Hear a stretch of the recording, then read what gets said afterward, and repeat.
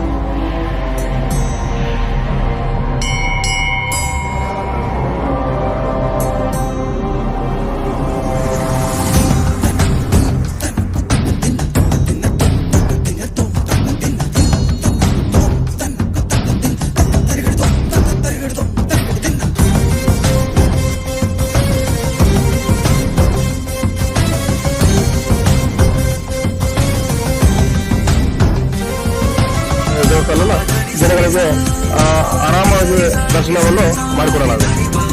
ಬಂಧುಗಳೇ, ನೋಡ್ತಾ ಇರ್ಬೋದು, ಈ ವ್ಯಕ್ತಿನೂ ಸಹ ಮಾಡಬಾರ್ದು ಲೈನ್ ನಲ್ಲಿ ಆ ರೀತಿ ಕಾರ್ಯಗಳಿಂದ ಒಂದು ಆರೋಗ್ಯ ಸಂಘಟನೆಯಲ್ಲಿ ಇರ್ತಕ್ಕಂಥ ವ್ಯವಸ್ಥಾಪಕರಾಗಿರ್ತಕ್ಕಂಥ ನೋಡಿ ಬಸವರಾಜ ಅವರು ಯಾವ ರೀತಿ ಮಾತಾಡಿದ್ರು ಅಂತಾನೆ ನೋಡ್ತಾ ಇರ್ಬೋದು.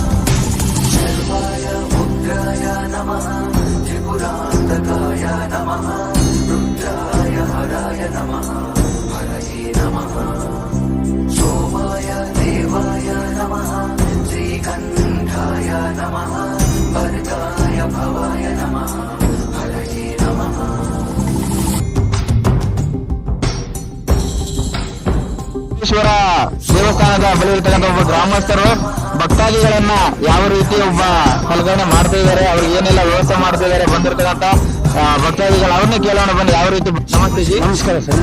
ಹೇಳಿ. ನಾವು ಪ್ರತಿ ವರ್ಷನೂ ಈ ದೇವಸ್ಥಾನದಲ್ಲಿ, ಸೋಮೇಶ್ವರ ದೇವಸ್ಥಾನದಲ್ಲಿ ಪ್ರತಿ ವರ್ಷ ಜನಸೇವೆಗೋಸ್ಕರ ನಾವು ವ್ಯವಸ್ಥೆ ಮಾಡಿ ಅವ್ರನ್ನ ನಿಧಾನವಾಗಿ ಹೋಗಿ ದರ್ಶನ ಮಾಡ್ಕೊಂಡ್ ಬನ್ನಿ ಅಂತ ನಾವು ಅವ್ರು ಕಂಟ್ರೋಲ್ ಮಾಡಿ ವ್ಯವಸ್ಥೆ ಮಾಡ್ಕೊಡ್ತಾ ಇದ್ದೀವಿ ಸ್ವಾಮಿ. ಗ್ರಾಮಸ್ಥರಾಗಿರ್ತಕ್ಕಂಥ ಶಿವರೆಡ್ಡಿ ಅವರು ಈ ಪ್ರತಿ ವರ್ಷ ಆಚರಣೆಯಂತೆ ಈ ವರ್ಷನೂ ಸಹ ಭಕ್ತಾದಿಗಳಿಗೆ ಒಂದು ಪ್ರಸಾದ ವ್ಯವಸ್ಥೆ ಇರ್ಬೋದು, ಭಕ್ತಾದಿಗಳು ಯಾವುದೇ ತರದ ಲೋಪದೋಷ ಬರದಂತೆ ಭಕ್ತಾದಿಗಳಿಗೆ ಲೈನಿ ನಿಲ್ಲುತ್ತಾ ಇರ್ಬೋದು. ಈ ರೀತಿ ನೋಡ್ತಾ ಇರ್ಬೋದು ಜನಗಳು ಯಾವ ರೀತಿ ಬರ್ತಾ ಇದಾರೆ ಅಂತ ನೋಡಿ, ಯಾವ ರೀತಿ ಜನಗಳಿಗೆ ಬರ್ತಾ ಇದಾರೆ, ಭಕ್ತಾದಿಗಳು ದರ್ಶನ ಮುಗಿಸ್ಕೊಂಡು ಬರ್ತಾ ಇದಾರೆ.